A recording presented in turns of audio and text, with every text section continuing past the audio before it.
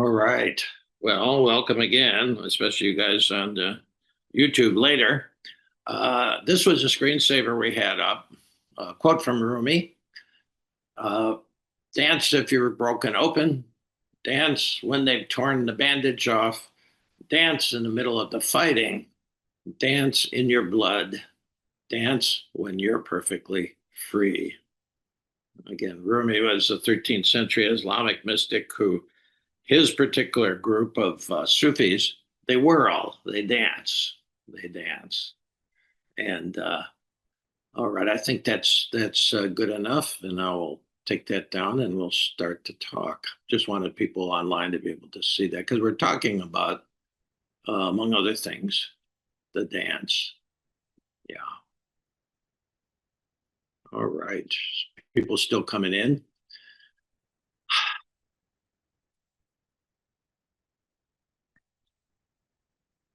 I had really no talk as I went to bed last night, but I have faith that I've learned to trust that the talk would come. Well, I had none, and I woke up in the middle of the night uh, with stomach disorder, vomited, and I couldn't get back to sleep.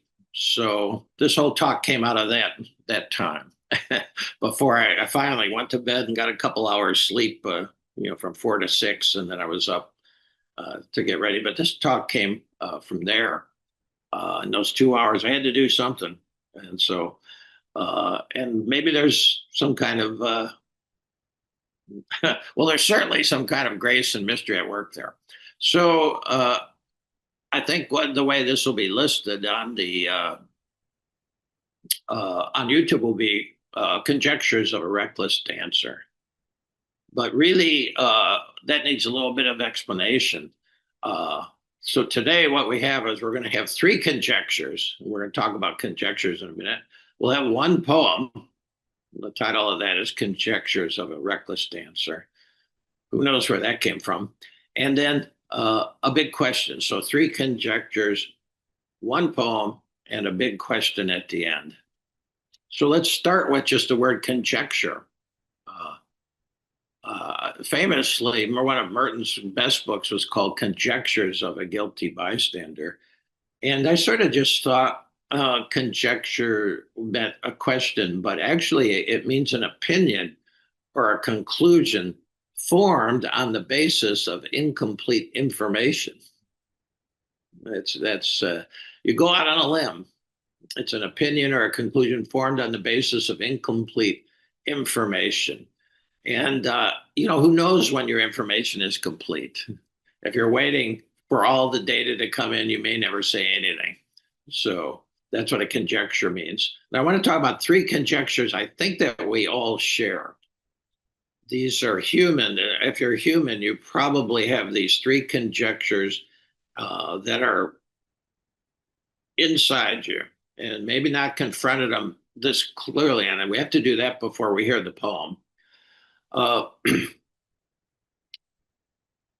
wrote the longest poem I've ever written to date is called The Voices from Hell. And I talk about I wrote it during a 5-day Zen sesshin where I was facing a blank white wall for hours a day. And so I just decided I would notice all the thoughts that came and went, and then also notice the thoughts that brought me pain. And that became the voices from hell. And these three are sort of the unholy trinity of all these voices. All the other voices sort of come from one of these three. And I'll send out the notes in case you want these.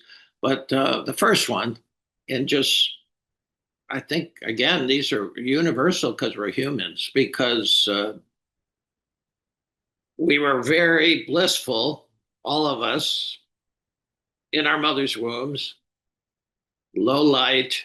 Maybe she was playing Vivaldi. Maybe there weren't any arguments between mom and dad. But it's still, even if it's all that stuff, it's still pretty perfect. And it was our known universe at the moment as we developed during 8 or 9 months. It was a known universe and it was trustworthy. It was absolutely trustworthy. You didn't have to go to the fridge. You had food on demand. You didn't have to worry about air quality because you were getting it actually from the oxygen in the umbilical cord. Uh, so it was great. And probably we didn't have a left brain yet, but we had emotions. We said, yeah, this is great. This is maybe heaven. And then just we trusted the whole thing, and then all of a sudden this known universe of your mother's placenta was, the whole thing starts crushing you at 100 pounds a square inch. We all went through that. And so that was a big wake up call. And then we end up getting my nephew Jake uh, took my sister Camille 36 hours in labor, and Jake came out. It was one big bruise. Okay.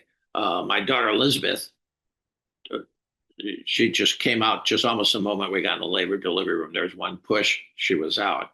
Between the two of them is everybody's life probably. And so all of a sudden, then you're out, and you're not in this small, dark, cozy little space. We're in the Astrodome, labor and delivery room, whatever, and big beings are running around. Okay, so that's trauma. If you don't think you're a trauma survivor, you're wrong because we're all trauma. That's the trauma of birth. That's human trauma. It's not the end of it, unfortunately, but that's the start of it. So the first the first conjecture comes from there again. On the basis of incomplete information, we don't know that this was nature's perfection and that if we had stayed in the womb too long, everything would have gone south. We don't have that information. So, on the basis of this incomplete information, I trusted it. It's trying to kill me. Now it's all cold. And who are these big beings rushing around? Okay. So, the first thing is there's something wrong with me. That occurs to every, not in words but in feeling tone, because you don't really have the left brain capability of making words at that point, but you feel it. There's something wrong with me. Mom kicked me out. You don't even know where mom is at this point, but you're separated. Somebody kicked me out. uh, and so a feeling of worthlessness sort of comes along with it. There's something wrong with me. Who doesn't have that feeling? Who hadn't had that feeling? Okay. And from that feeling, this feeling of worthlessness, there must be something wrong with me. Why did mom kick me out? Didn't she love? What, did I do something wrong? Wasn't that lovable? Okay. And from that initial trauma right there, that birth trauma, we get what I like to call the 9 hustles for worthiness, or the Enneagram. The Enneagram shows you the Sufis probably invented it to help the dervishes, their novice Sufis, figure out what was getting in between them and God. Their hustle for worthiness. Okay, so there's something wrong with me. Now the second conjecture comes sort of on the heels of that, and I would say it's like this: the world is big and I am small. I mean that if you have any kind of, you can see anything at that time, but certainly shortly after that, you notice all these big beings, and you can't even turn over. You can't feed yourself. The world is big and I am small. And that very early on, we have a feeling of being overwhelmed by the world, powerless. You might be feeling that now with events coming out. That's pulling on that early conjecture that the world is big and powerful and I am small and powerless. And when you're feeling overwhelmed, if you're feeling overwhelmed, it's pulling on that conjecture. Okay. Again, of incomplete information, you might have, all this happens, it takes 6 months to even realize that you're not still connected to your mother. I mean, it's to where you get object differentiation, where you realize that there's you're in a way a separate body. Now, the third one comes much later, but I think probably all of these will be formed before you're 1 year old in your family of origin. Uh, the third one would be I should care about what others think of me, and I have all these three conjectures loaded into me. I should care what others think of me. And that starts to come on uh, later, but certainly by at one, because if you should care about your mother. If she doesn't like you, she's not going to feed you. It takes six months to really realize your mother's separate.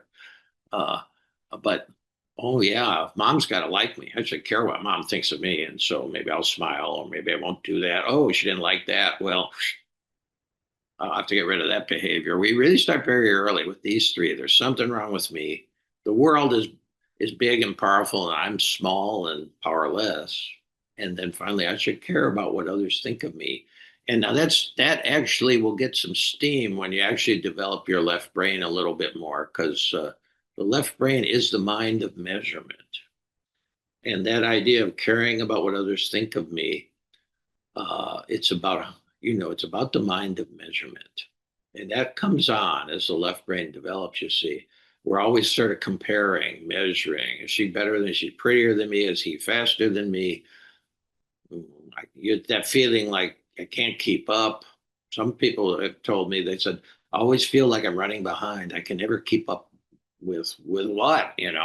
Well, it's that mind of measurement. I once wrote a poem, The Mind of Measurement Will Never Know God, nor either a single child.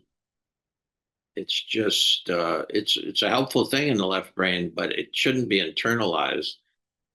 And so we care, and who doesn't? You would, everybody would like to be liked, but when somebody doesn't like you, or somebody says that was a horrible talk, or whatever, there that those all three of those conjectures are stored in your lower left brain, and we'll talk about that particular part of our consciousness, but they're all there. They're all there, and they get sort of pinged every time something is related to them. So those are the three conjectures. Okay, and to realize them, to put them and actually see, yeah, all of those are working in me. Now, you can believe they're the truth and follow them and spend a lot of energy. I mean, those are all about what you think of yourself, and actually we actually reinforce these things. They're part of our inner self image.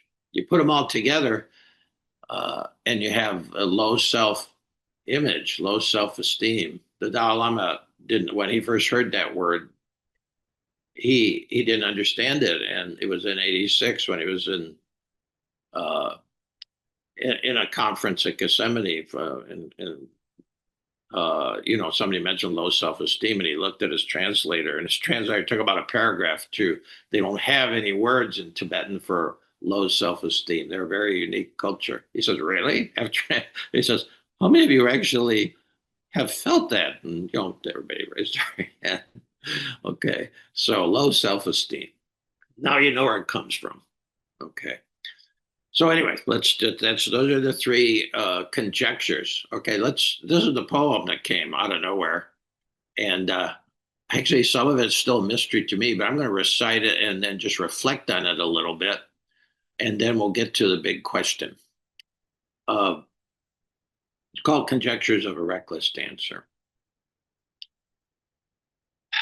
I was loved as long as I maintained the image of the golden boy. But what about the man that's been walking for decades in shoes that were way too small? What about this old man who's decided to walk barefoot at midnight into the garden of good and evil? Will they love me then? Will you love me then? Will I ever love the we inside of me that's driven and drawn, that's reckless and dancing with God while the music plays and until all the bandages fall away? That'll be in the notes and posted. That's posted. That's the Monday morning musing. I want to go through it again a little slower and then just reference a few of the key things that I do understand. There's part of this poem uh, that I still don't understand, but it calls to me to reflect on it. Uh, I was long, I was loved as long as I maintained the image of the golden boy. I mean, my two sisters, Diane, 6 years, she was the oldest. 6 years later, Camille, and then 6 years later, I was born. And it was a bit like Hosanna. I didn't understand any of this, but I sort of grew into it. I got the image. Oh, well, I'm this perfect kind of kid, the golden boy. And so then, I went for my hustle, which is one on the Enneagram. If I'm perfect, they'll keep loving me. I was loved as long as I maintained the image of the golden boy. And that was, you do everything perfect. Okay. And took a long time to be in recovery for that because we don't even know we're doing it. It's our image, which is our kind of defensive shield. Because every time I made a mistake or something, and I just I'm not going to do that again. You put it, you do all that. And image maintenance, in case you haven't actually heard that term, uh, image maintenance is a bitch. It takes a lot to keep pretending you're perfect. I'd say it might be the hardest thing to pull off because who is? But I thought that was, the 9 hustles for worthiness is, based on our feet are those 3 conjectures. We don't think we're worthy of love, but if I do something, then people will love me. And mine just happened to be, you're this golden boy, and keep up that image. And it takes a lot out of you. I didn't go out to the playground until I was 5th grade when Sister James Adele busted me because I was always working. Because to be perfect, you got to do a lot of work. And that's what I sort of mean when I'd say, but what about the man who's been walking for decades in shoes that were way too small? That image of shoes that are too small, you're that was the image you needed to survive in childhood. Those are like baby shoes, and the image, your hustle for worthiness is like your baby shoes. They got you through infancy. They might even got you through, grade school. But after that, they were too small, and they sort of hurt. And yeah, and that's what that image means. And then what about the old man? This guy, I know that thing, being 75. What about the old man who's decided to walk barefoot at midnight into the garden of good and evil? I'm not exactly sure what that means, but the image is good because there's no shoes. You take your shoes off. When Moses saw the burning bush, he took his sandals off and walked barefoot in it because that's always been, I mean, Judaism in the beginning, Islam still, Hinduism, and then Christianity and the early things. If you ever watch any of the Chosen, for instance, when they come in off the road, they all take their shoes off. Jesus watched their feet at the Last Supper. Well, they didn't have to take off their shoes. Nobody goes into a sacred space at least in those 4 major religions. Nobody goes into church in uh, in Islam with your shoes on, or you don't go into a Hindu temple with your shoes on. That's just a sign of respect. This is you're going into sacred territory. So there's something there. There's something there. And midnight into the garden of good and evil, walking barefoot at midnight into the garden of good and evil. Yeah, because the garden is a sacred territory, and even the garden of good and evil. There's the tree, the fruit of good and evil. There's all that myth, but I'm not sure what all that stanza means. But there's something about at 75 shedding the shoes that are too. When are you gonna shed those baby shoes? And part of for me, it's been decades. And uh, when I was 30, discovering the Enneagram, that's 45 years ago, and I'm uh, not wearing those baby shoes again. But anyway, and then the third one really comes in. The third conjecture. Well, if you just let go of your image, will they love me then? will you love me then? It's really hard to let go of your hustle for worthiness because somehow it has to sink into the bones that you are worthy from the get-go. Uh, Sister James Adele gave me that message when I was 10. Joseph, God loves you, and there's nothing you can do about it. Yeah, yes, sister. Yeah, and it was a throwaway. It didn't sink in until I was 50 because I'd lived my way into the understanding of how that was really a great gospel text. God loves you, and there's nothing you can do about it. In fact, actually, you could hear it. I blew it off for 40 years, but then it finally sunk in uh, about 25 years ago, and it sinks in a little bit more every day. And then, the last stanza is, will I ever love the we inside of me? And that's in quotes, that refers to, if any of you had done some study with the Jill Bolte Taylor book, The Whole Brain Living. She talks about the we inside of me. Uh, that we have a left brain and a right brain who are connected. That's what it's talked about. You want to you want to live a whole brain life. You want to become whole, which is sort of the end point of the whole experiment here, to become who you are. Most of us live as if the right brain doesn't exist. I did for decades. Okay, so the we inside of me, just a little, if you don't know this, there's a part of us that's driven, and it's the left brain. The left brain is the thing that drives us. If you're an addict, and I'm a recovering uh, egoholic, uh, it's driven by the left brain character one, the upper left brain, which is um, the part of us that can reason and think consecutively and all that kind of stuff, and plan. The left brain character one, it does what the world demands. Okay, that's the one of the big questions that we all inherited when we grew up. Our left brain operating system is geared for survival, and uh, and the first half of life question is, what does the world demand of me?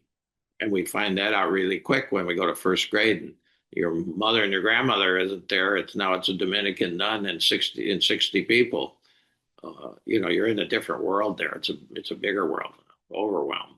Some of us never recover from that first school experience. So the left brain character one is, what does the world demand? It's the mind, and it does stuff. It does what the world, all right, the world wants me to get an education. The world wants me to have a trade. Got to put a roof over your head. That's all. That's fine. But the left brain character two, which is the emotional lower left brain, is not the mind, but it's the wounded child. It's the shadow. It's where all our attempts to please people didn't work. Put them in the old shadow, black leather bag of the shadow into all our wounds go in there. People who didn't like us, things our parents wouldn't accept, our, so much about us. Oh no, I can't show that around the house. Put in the shadow. So that's half of us.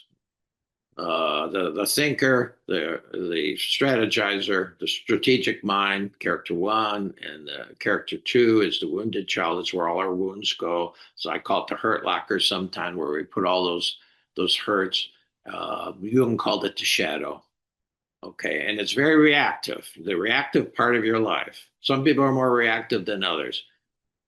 It's when you're really upset or whatever, sometimes we'll drink, or sometimes we'll take a drug, or sometimes we'll just not think about it, but it's still there. It needs to be dealt with. That's the driven part of us. The drawn part of us, the right brain, whole different field. Just those two words is a revelation.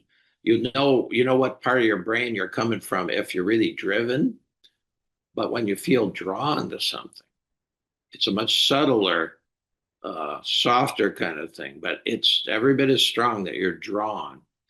And character three, the lower emotional right brain, it's not the wounded child, it's the curious child. The child wants to play in the world. The child wants to explore the whole world. And that's, Jung would call that the soul. It's your deep, unique version of the one spirit. Okay, that's the soul, and then the right brain character four is not it's not intelligence or even information or whatever. Like AI will give you all the information you want to get. It's wisdom, and character four is it's a wisdom uh, entity that can connect with everything. Okay, so those two things are what draws you, and we don't teach to them. We don't educate them. Some people don't even, it's hard to even understand this. I have that in me. Okay, so so my question at the end of the thing is, can I even love the we inside of me? Which you have to start doing. You have to look at your whole consciousness, your whole brain, and then love all of it, even the messy parts, even the character two, which is constantly getting enraged or whatever, or getting pissed off. That yeah, you gotta love it all. Uh, and then the idea, will I ever love the we inside of me that's driven and drawn, that's reckless and dancing with God? The word reckless is an interesting word. Uh, reckless means beyond the mind that measures. And in the old English, to wreck or, to reckon means to measure. So to be reckless is to be beyond the left brain, beyond the mind that's always measuring. Uh, that's reckless and dancing with God. Well, God's the what they called in medieval times when everybody spoke Latin, the mysterium tremendum, the tremendous mystery. Paul Tillich called it the ground of all being. In any case, it's immeasurable and immaterial. It's not, it won't show up on a camera. You can't weigh it. This thing that we put these little three letters, and they might call it Allah, they might call it the Tao, they might call it Brahman in different traditions. We got these three little neat words, but it can't hold this. It's immeasurable. It's immaterial. It's transcendent. Okay, and so. Uh, Will I ever love this whole being that's reckless and dancing with God while the music plays and all the bandages fall away? Uh, the thing about dancing with God, dancing with anything, if there's no music, there's no dance, you see. And so, how do you hear the music and dance with God? Well, a key phrase that I grew up with when I was studying with my Trappist mentor is to listen with the ear of the heart. Okay, so when we go back to the right brain, heart and soul, to listen with the ear of the heart. We talk about soul music, that music has soul. When you get to the right brain, that's the part of you who can dance. I was a horrible dancer when I was a kid because I was so left brained. Uh, to listen with the ear of the heart. Now, so you're dancing with something that has no substance, it's immaterial, and it's also to dance with God. You're dancing with something that is not only immaterial, it's immeasurable. It's everything. It's everywhere all at once. So how do you dance with that? And how furthermore could you hear the music? That's the key, because if you don't hear the music, and really what we're working on all the time is learning how to hear the music. Uh, uh, well, the Trappists, they say, listen with the ear of the heart. That's what meditation is about. You're listening with the ear of the heart, not the physical ear, but the ear of the heart. Now, okay, let's do a little check wherever you are. This room that you're in, your bedroom, your living room. Is there transcendent music there? You can't see it, you can't hear it. And a lot of people say, well, God, I've never seen God. Where's God? God, because God is immaterial. You see, you can't prove it. And so it can't be photographed, can't be weighed. Uh, a lot of people say, well, it's especially given what little of modern science is left in this country. Science says if you can't photograph it, measure it, weigh it, test it, doesn't exist. Well, still. Now, there are radio waves in this room. We can't see them. There's radio waves in your room, too. Okay, how do you know this? Well, we have these neat little things. It's called a radio. Most people don't have a, this is like an emergency radio. Yeah, and unless you turn it on, you can't ever catch the music. Let's see if we got music here.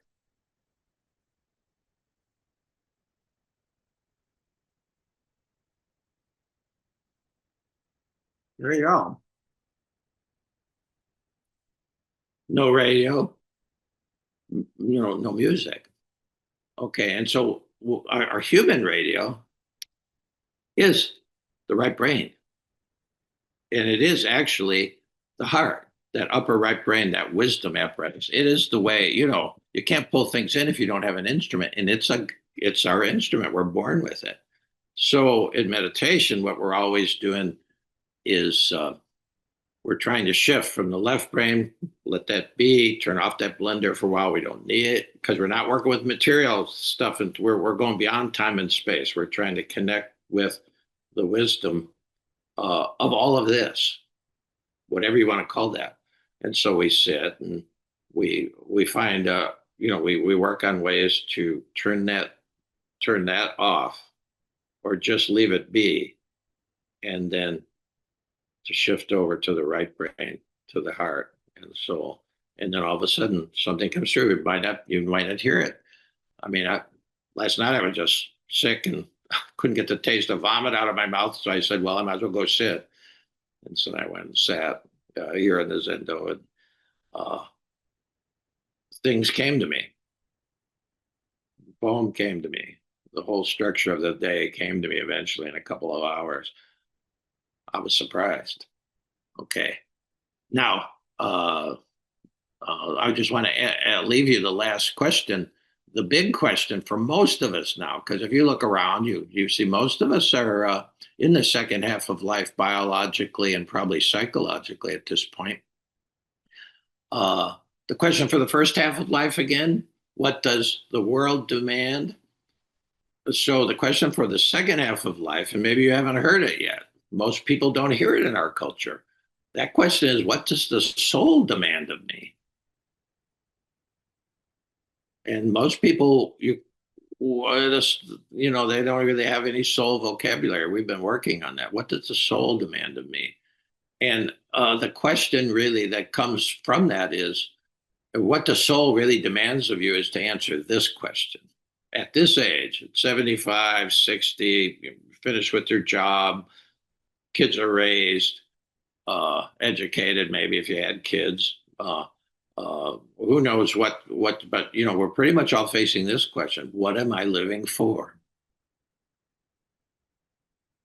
Uh, I was with my big brother, Jim. Uh, uh, that was the question. And he did, he just had the sense he wasn't living for anything for a long time. And that's really hard. That's really hard. So that's the question. What am I living for? That is the second half of life question. Merton commented on it because Merton died at 52, younger than most of us, but he was an old soul. And so he was hitting these questions earlier. And he wrote one time, he says, your life is shaped by the end you live for.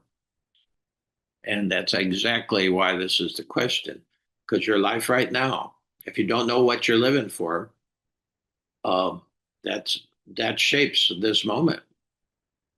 Your life is shaped by the end you live for. What our culture says, well, you live to have more stuff and be more comfortable and just sort of live as long as you can to keep the Grim Reaper away from the door. Well, everybody's going to fail at that one. That's a fool's errand. Don't live that way. What am I living for? And might not know the answer to it, but having that question, that is what will, among other things, a great question to sit for. What am I living for?